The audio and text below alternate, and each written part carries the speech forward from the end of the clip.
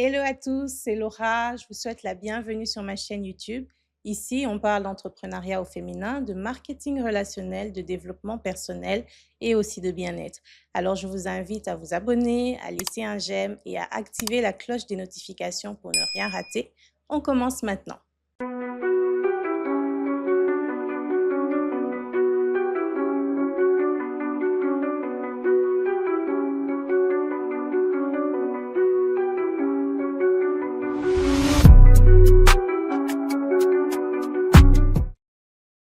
Est-ce que vous vous êtes déjà senti bloqué, je dirais même paralysé?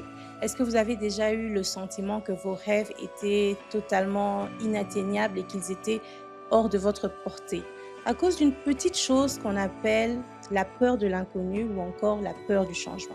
Si oui, cette vidéo, elle est faite pour vous.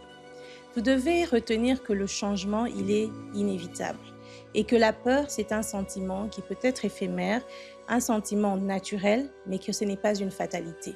Vous pouvez très bien dépasser cette peur.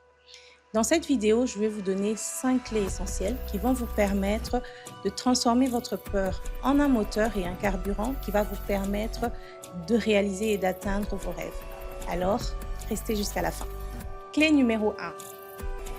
Vous devez identifier et accueillir votre peur. C'est l'étape la plus importante. C'est une étape cruciale parce que vous ne pouvez pas vaincre quelque chose que vous ne connaissez pas. Vous ne pouvez pas vaincre quelque chose que vous ignorez. Alors, qu'est-ce qui vous fait véritablement peur? Vous devez arriver à identifier cela. Est-ce que c'est la peur de démarrer quelque chose et d'échouer? Est-ce que c'est réussir qui vous effraie? Est-ce que c'est le jugement des autres? Ou alors, est-ce que vous avez peur de l'inconnu?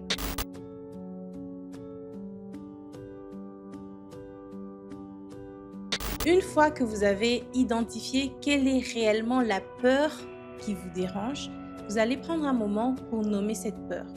Et au lieu de la combattre, ce que vous allez faire, c'est que vous allez l'accueillir. Vous allez lui dire ceci. Salut chère peur, je te vois et je te connais. Je te remercie de vouloir à tout prix me protéger, mais j'ai choisi de continuer quand même. Cela va permettre de désamorcer le pouvoir et la puissance qu'elle a pour vous et cela va vous aider à pouvoir reprendre le contrôle. La deuxième clé, c'est de pouvoir découper votre rêve ou votre objectif en de petits pas. D'accord? Un grand rêve peut sembler comme une montagne insurmontable. Lorsque vous regardez le sommet, vous avez juste l'impression que vous n'allez jamais pouvoir la dépasser. Vous n'allez jamais pouvoir atteindre ce sommet. Et cela peut être une véritable source d'anxiété liée justement à des changements.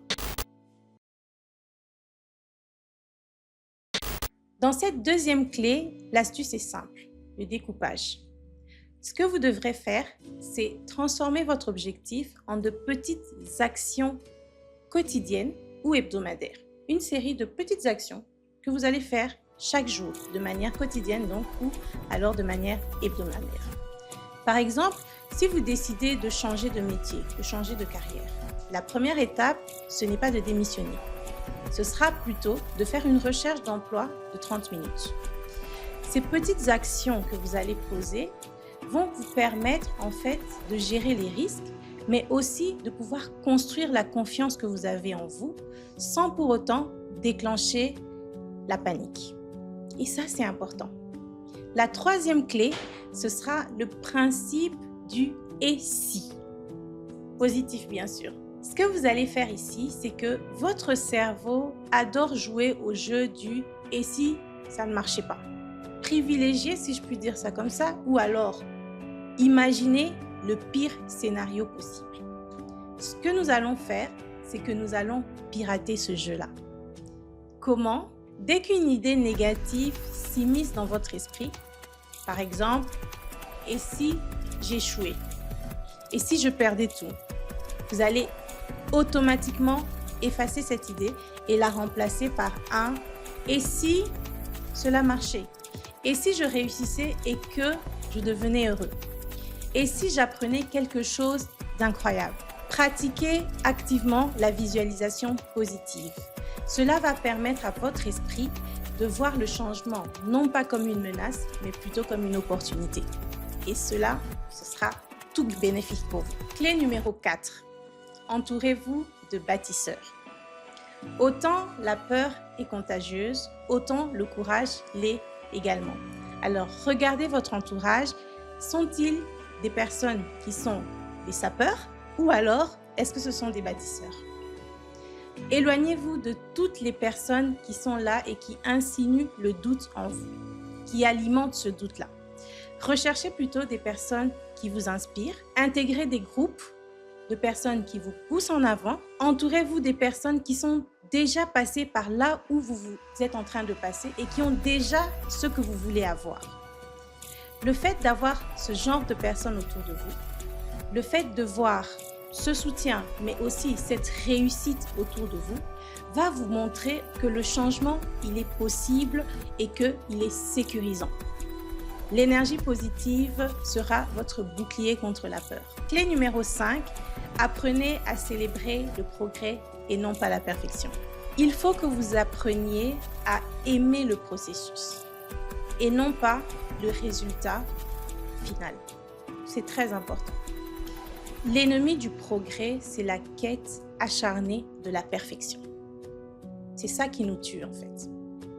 Chaque petit pas que vous faites mérite d'être célébré.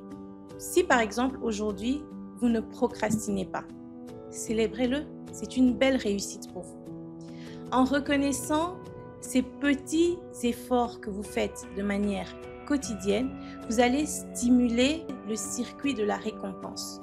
Votre cerveau va s'habituer à célébrer et à se récompenser soi-même. Le changement doit être une source de satisfaction et non pas une source de stress.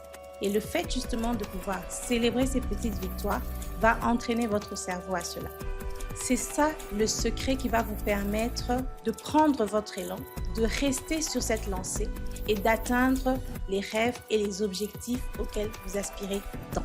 Voilà 5 clés puissantes pour vous permettre de changer votre relation avec la peur. 1. Accueillez-la. 2. Découpez vos rêves. 3. Utilisez le principe du « et si ». 4. Entourez-vous de bâtisseurs. Et 5. Célébrez les progrès. Maintenant, j'ai une question pour vous. Quelle est la première petite action que vous allez mettre en place dès aujourd'hui? Dites-le moi en commentaire. Et si cette vidéo vous a inspiré, laissez-moi un j'aime et abonnez-vous pour avoir plus de contenu sur le développement personnel.